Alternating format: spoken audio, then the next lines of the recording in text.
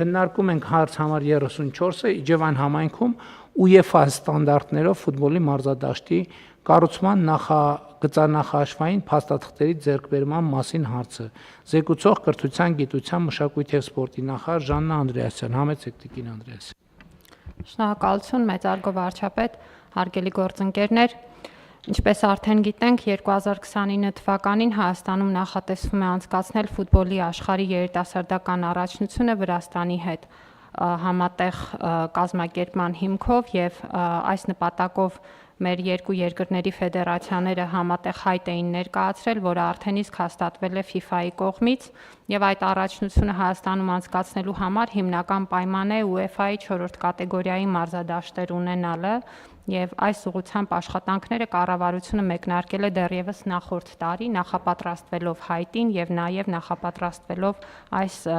սցենարով իրադարձությունների զարգացմանը, ու պետք է հիշեցնեմ, որ մենք արդեն իսկ Վանաձորում մարզադաշտի վերակառուցման համար նախագծման գործընթացը մեկնարկել ենք, նախատեսում ենք, որ առաջիկա 1-2 ամսվա մեջ կունենանք արդեն պատրաստ նախագիծը, որով էլ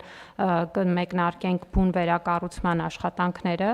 եւ այսօրվա որոշմամբ էլ մեկնարկում ենք նաեւ Իջևանում նման ուրեմն ստանդարտի մարզադաշտի նախագծանախաշվային աշխատանքների ձեռքբերման գործընթացը։ Երկրորդ մարզադաշտը նույնպես նախատեսվում է շուրջ 10,000 տեղանոց եւ պետք է հիշեցնեմ, որ նախորդ տարվա դեկտեմբերին կառավարության որոշմամբ արդեն իսկ ձեռք էինք բերել անհրաժեշտ հողատարածքը 20 սեփականատերերից, հատկացնելով համապատասխան միջոցներ, եւ այժմ մեկնարկելով բուն գործընթացը որոշել ենք վստահել աշխատանքները միջազգային փորձ ունեցող նման մարզադաշտեր արդեն նախագծած եւ կառուցած Venuera Holding SPE-ին, որը արդեն իսկ ներառված է Վանաձորի մարզադաշտի վերակառուցման գործընթացում եւ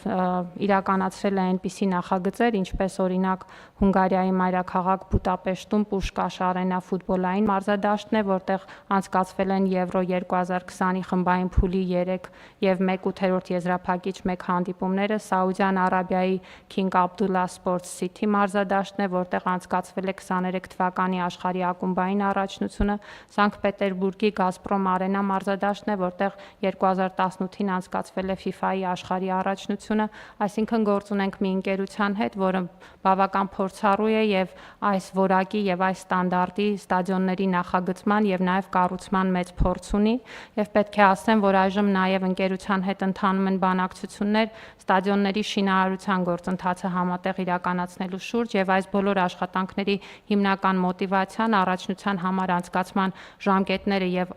նախատեսվող աշխատանքների ծավալը հաշվի առնելով լավագույն լուծումները գտնելն է, եւ առաջիկայում կառավարության քննարկմանը կներկայացվեն նաեւ շինարարության փուլին վերաբերվող նախագծերը։ Այս որոշման արդյունքում մենք կկարողանանք հրատապ կարգով մեկնարկել պատշաճ կերպով ու սահմանված ժամկետներում իրականացնել Իջևանում UEFA-ի ստանդարտներով 10,000-անոց ֆուտբոլի մարզադաշտի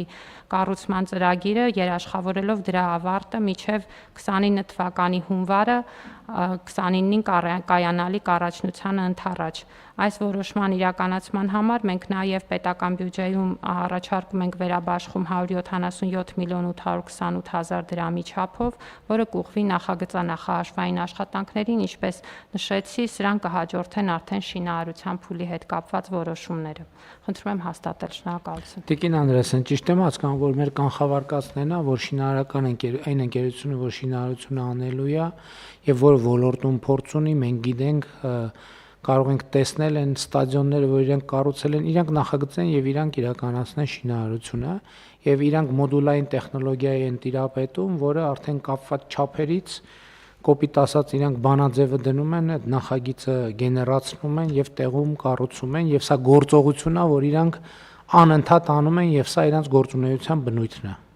Այո, պարոն վարչապետ, պետք է ասեմ նաև, որ մենք այս ընթացքում անհրաժեշտ խորհրդատվությունը ստանում ենք նաև UEFA-ից կիրառվող տեխնոլոգիաների, դրանց համապատասխանության վերաբերյալ եւ շարունակելու ենք այս խորհրդատվությամբ ուղեկցել process-ը, որպեսզի կարողանանք նաև անհրաժեշտ գիտելիքն ու կոմպետենցիան ունենալ առաջարկները գնահատելու համար, բայց այո, մենք գործ ունենք մի ընկերության հետ, որը ոլորտում ունի համապատասխան փորձառությունը, հեղինակությունը եւ իր գործունեության բնույթը հենց սա է եւ կարծում եմ, որ ներկայացված մոտեցումները հիմք են տալիս ենթադրելու, որ մենք առաջնությանը պատշաճ նախապատրաստվելու բոլոր քայլերը ժամանակին կիրականացնենք։ Իհարկե մեծ ծավալի աշխատանք է, պարոն վարչապետ, պետք է ասեմ, որ խաղի ֆորմատը, առաջնության ֆորմատը արդեն իսկ որոշված է, մենք գործ ենք ունենալու 24 թիմի մասնակցությամբ առաջնության հետ, ընդհանուր առմամբ 52 խաղեր են անցկացվելու, դրանցից կեսը անցկացվելու են Վրաստանում, կեսը Հայաստանում, այսինքն ընդհանուր առմամբ 26 խաղեր են անցկացվելու Հայաստանում, որոնցից 9 Վանաձորում եւ Իջևանում, 17-ը Երևանում, պլանավորում ենք, որ Վանաձորում եւ Իջևանում խաղերը անցկացնելու համար թիմերը կտեղակայվեն Դիլիջանում եւ այստեղ նույնպես մեծ աշխատանք ունենք անելու։ Դիլիջանում շուրջ 7 հյուրանոցային համալիրներ կպահանջվեն միայն թիմերի եւ պատվիրակությունների կեցության համար, որի շուրջ նույնպես աշխատանքը ընթանում է եւ ընդհանուր առմամբ մենք այս աշխատանքների ընթացքը կունենանք նաև FIFA-ի կողմից համապատասխան ուղղորդումը, օգոստոսի վերջին համապատասխան այց կլինի Հայաստան, նրանք կգնահատեն մինչև այս պահը արված աշխատանքները եւ անհրաժեշտ ուղղորդումները կանեն հետագա գործընթացի համար։ Հարգելի գործընկերներ, իհարկե մեծ իրադարձություն է Հայաստանի Հանրապետության համար, բայց ավելի մեծ իրադարձություն է Վանաձորի եւ Իջևանի համար, ավելի մեծ իրադարձություն է Իջևանի համար, որովհետեւ ոչ միայն առաջնություն, այլև ենթակառուցվածք, որ նախկինում երբեք չի եղել, չենք էլ մտածել, չենք էլ երազել նման ենթակառուցվածքի մասին եւ այս իրադարձությունը իհարկե մարտահրավեր է, որովհետեւ ժամանակի խնդիր ունենք, բայց նաեւ լավ լուրն է նա, որ մենք ինչ որ մի ժամանակ առաջ արդեն գիտեինք, որ դա կարող է լինել իրատեսական եւ նախապատրաստական աշխատանքները պատշաճ արել են։ Աշխատանքային խումբը փոխվարչապետի գլխավորությամբ գործում է, ճիշտ է, պարոն Խաչատրյան, որը ոչ միայն բուն ստադիոնի հետ կապված, այլև նաև հարակից խնդիրները, սկսած կեցության, լոգիստիկա եւ այլն, այլ կազմակերպչական հարցերով զբաղվում է։ Համեցեք։ Շնորհակալ եմ, մեծարգո վարչապետ, հարգելի գործընկերներ, նախ պարոն վարչապետ, ինչպես հանձնարարել եք եւ ձեր որոշմամբ աշխատանքային խումբը ստեղծվել է, մենք արդեն ունեցել ենք 2 քննարկում։ Քննարկումներին մշտական մասնակցություն ունի նաև ֆուտբոլի ֆեդերացիայի նախագահը։ Տիկին Անդրեասյանը իհարկե հիմնական հարցերը նշեց, բայց ես մի քանի առանձնահատկություններ եմ ուզում այստեղ բարձրաբանել, որովհետև սրանից ավելի լավ առիթ չի լինելու։ Մենք վերջին քննարկման ժամանակ էր, որ որոշեցինք, որ պետք է դիմենք այդ նախագծող կազմակերպությանը նաև շինարարական աշխատանքները համակարգելու համար։ Ինչ եմ ասում համակարգելու, մենք մտածում ենք, որ նա հանդես կգա որպես գլխավոր կապալառու, բայց բնականաբար կներգրավի Հայաստանում եղած բոլոր կարող ուժերը, մենք երկար խոսում ենք այն մասին, որ արդեն ունենք ծրագրեր, որտեղ հայաստանյան շինարարական կազմակերպությունները նույն մարզական կառույցների ուղղությամբ իրականացնում են որակյալ աշխատանք, պարոն Վարդանյանը հետո կլրացնի, եթե դրա կարիք կա։ Այսինքն մենք գիտենք նաև, որ իրենք որոշակի արդեն նախնական աշխատանքային քննարկումներ տանում են իրար հետ, այդ աշխատանքը համատեղ իրականացնելու հնարավորությունները հասկանալու համար, բայց ինչի են գնում այս ճանապարհով, որովհետև տեխնոլոգիաները նորարարական են։ Այսինքն այդ թեթև կոնստրուկցիաները, որոնք օգտագործվելու են, ընդհանրապես աշխարհում մի քանի տեղ ունեն կիրառություն։ Մենք UEFA-ի մեր Հայաստանի ֆուտբոլի ֆեդերացիայի նախագահին խնդրել էինք, որ UEFA-ի հետ հարցման միջոցով փորձեն հասկանալ, թե այդ կիրառությունը ինչպիսի արձագանք է ունեցել։ Ստացել ենք նախնական հաստատում, վստահություն, որ դրանք համապատասխանում են պահանջների եւ չափանիշների, որոնք UEFA-ն պետք է կիրառի վերջում իր համաձայնություն տալու համար, որովհետեւ պետք է որոշակի կատեգորիայի համապատասխանություն լինի այդտեղ։ Եվ քանի որ նաև աշխարհում տարբեր լոգիստիկ շղթաներ կան, որոնք որ պիտի սպասարկեն այս գործընթացը, մտածում ենք, որ ավելի լավ քան նախագծողը չի կարող իմանալ, թե ինչ է հաշվի առնված այդ նախագիծը կազմելու ժամանակ։ Եվ դա է պատճառը, որ մենք որոշեցինք մեր վերջին աշխատանքային խմբի ժամանակ, որ այս նախագիծը կառավարության նիստով նախագծման աշխատանքը պատվիրելու հետ միասին մենք մտադրությունների հուշագիր ստորագրենք այդ նախագծային կազմակերպության հետ, որ նա կտա մեզ հաստատում, որ երբ մոտենանք արդեն շինարարության փուլին, կարող ենք խոսել այնտեղի մանրամասների մասին, ընդ որում դիտավորյալ բաժանել ենք երկու մասի, որ կարողանանք ունենալ բանակցային որոշակի ճիշտ շրջան։ Մենք նաև ձևավորում ենք հիմա մի աշխատանքային խումբ, որտեղ պետք է հրավիրենք նաև Նորից ֆուտբոլի ֆեդերացիայի մեր ղեկավարության հետ սերտ համագործակցությամբ մասնագետներ, ովքեր գիտեն ինչ է նշանակում ստադիոն կառուցել եւ գիտեն կարդալ ստադիոնի նախագիծը։ Եվ մեր մոտեցումը նա է, որ մենք երբ որ ունենանք արդեն նախագծված երկու աշխատանքները եւ Վանաձորի եւ Իջևանի դեպքում, այդ նախագծերը այդ մասնագետների կողմից, փորձագետների կողմից նայվի հնարավոր բոլոր օպտիմալացումները այդտեղ իրականացնելու աչքով։ Եվ մենք վերջին փուլում կբանակցենք նաև այդ փորձագիտական խմբի աջակցությամբ, ընդ որում չենք բացառել, որ կգանք նաև մեկ առաջարկով կառավարություն, որ այդ փորձագիտական աջակցությունը նույնպես վերցնենք որպես վճարվող ծառայություններ, որովհետև դա հուսալի մասնագիտական կարծիք կլինի մեր որոշումները նախապատրաստելու համար, եւ արդեն մտադիր ենք, որ մինչև այս տարեվերջ այդ պատրաստ նախագծերով շինարարական կազմակերպություններին ներգրավելու համար մեր մրցույթը մրցույթ չի, դա իրականում պետք է բանակցվի եւ բայց մենք պիտի նախնական պատկերացում ունենանք նաեւ այն տեղական կազմակերպությունների վերաբերյալ, որոնք ներգրաված են լինելու հուսալիորեն այդ ամբողջ աշխատանք կատարելու համար։ Զուգահեռաբար, ինչպես դուք նշեցիք արդեն, մենք նաեւ իհարկե ճանապարհների հարցն ենք քննարկում Վանաձորի դեպքում, որովհետեւ ստադիոնին մոտեցող ճանապարհները նույնպես պետք է լինեն ստանդարտին համապատասխան, նաեւ